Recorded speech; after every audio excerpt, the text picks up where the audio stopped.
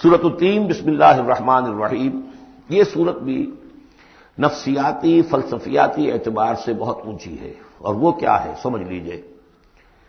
جب کبھی اللہ کا بندہ کوئی جس کی اخلاقی حس بیدار ہو، بات وہیں سے چل رہی ہے، اخلاقی حس الہمہا فجورہا و تقواہا، وہ اگر کسی بگڑے ہوئے معاشرے میں بیٹھ کے دیکھتا ہے کہ ہر جگہ پر خود غرضی ہے، ظلم ہے، ہر جگہ پر ہم دیکھ رہے ہیں جھوٹ ہے، دھوکہ ہے، فریب ہے، زیادہ بیان کرنے کی ضرورت ہی نہیں، خود ہمارا جو معاشرہ ہے اس کی بہت بڑی مثال موجود ہے، شاید بڑی ہی نمائندہ جو مثال ہے دنیا کے اندر اس چیز کی، اس پہ کوئی غور کر رہا ہے تو غور کر کے بالآخر بسا اوقات انسان اس درجے پر پہنچتا ہے کہ انسان ہے ہی بہت حقیر اور بہت گندی مخلوق، اس میں خیر ہے ہی نہیں، خیر کا کوئی پہلو نہیں۔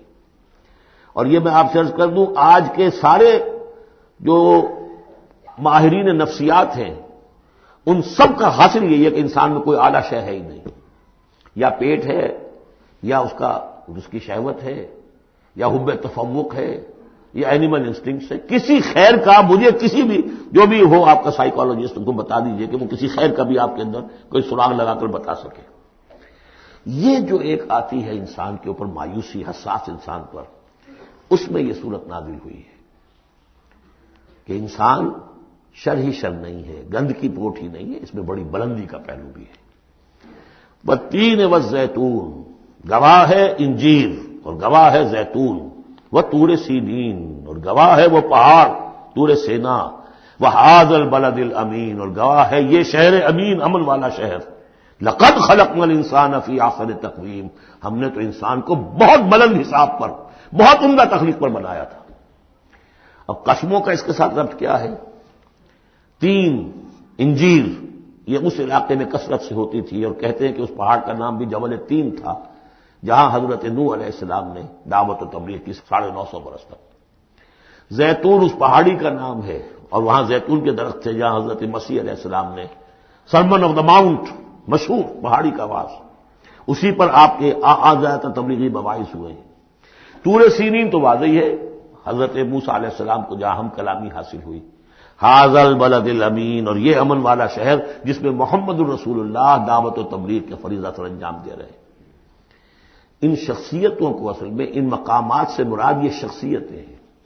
اگر کسی کا خیال یہ ہے کہ انسان میں کوئی خیر ہے نہیں تو دیکھیں ہمارے بندے نوح کو، یاد کریں ہمارے بندے عیسیٰ کو، یاد کریں وہ بھی تو انسان تھا، موسیٰ جو رب سے ہم کلام ہوا تھا، اور دیکھ لیں اس بندے محمد کو صلی اللہ علیہ وسلم جو اس بلد امین میں نظر آ رہا ہے۔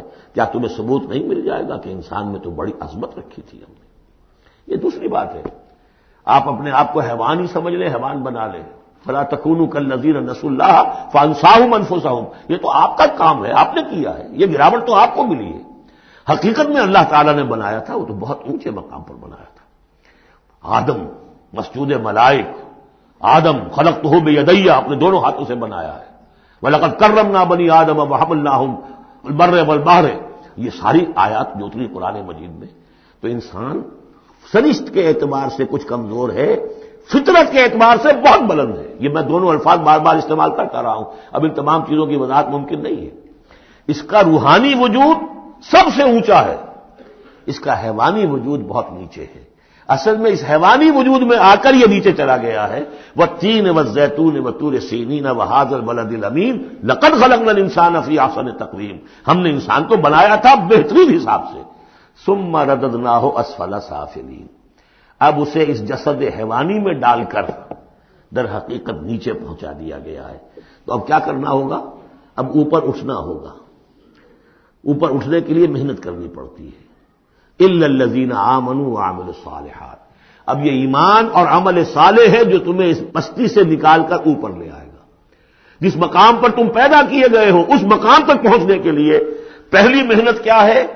آپ کے شعور اور ذہن کی آزمائش ہے کہ اللہ کو پہچانتے ہو یا نہیں، اور دوسری محنت عمل صالح ہے۔ الا الذین آمنوا وعملوا الصالحات فلہم اجر غیر ممنون، تو ان کے لیے تو اجر و ثواب ہوگا جو اس کا سلسلہ کبھی منقطع ہی نہیں ہوگا۔ فما یکذبک بعد بالدین، اب اس کے ساتھ ہی ایک بات ایسی جوڑ دی کہ اگر تمہیں بھی نظر آ رہا ہے کہ کچھ لوگ بلند ہیں، کچھ پست ہیں، کچھ گھٹیا ہیں، کچھ بڑھیا ہیں، تو سوال یہ کہ اس کا کوئی نتیجہ بھی نکلنا چاہیے کہ نہیں؟ پھر کیا چیز ہے جو تمہیں آمادہ کرتی ہے جزا و سزا کے انکار پر؟ الیس اللہ باحکم الحاکمین، کیا اللہ تعالیٰ تمام حاکموں سے بڑا حاکم نہیں ہے؟ تو کیا کوئی حاکم ایسا بھی تم نے دیکھا کہ جو اپنے نیکوکار بندوں کو اور اپنے غداروں کو اور اپنے باغیوں کو ایک جیسا کر دے؟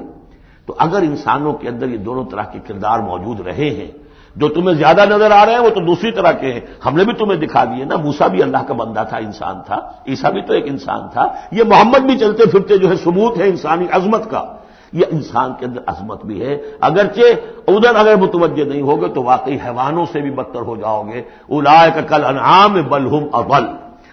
بارک اللہ لی ولکم فی القرآن العظیم ونفعنی وإیاکم بالآیات والذکر الحکیم۔